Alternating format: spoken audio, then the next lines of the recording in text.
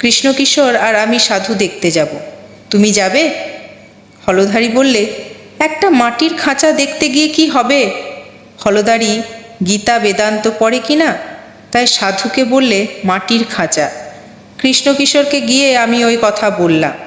সে মহা রেগে গেল আর বললে কি, হলধারী এমন কথা বলেছে? যে ঈশ্বর চিন্তা করে, রাম চিন্তা করে আর সেই জন্য সর্বস্ব ত্যাগ করেছেন, তার দেহ মাটির খাঁচা? সে জানে না যে ভক্তের দেহ চিন্ময়। এত রাগ কালীবাড়িতে ফুল তুলতে আসত।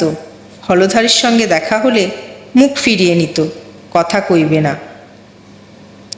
আমায় বলেছিল, পৈতেটা ফেললে কেন? যখন আমার এই অবস্থা হলো, তখন আশ্বিনের ঝড়ের মতো একটা কি এসে কোথায় কি উড়িয়ে লয়ে গেল।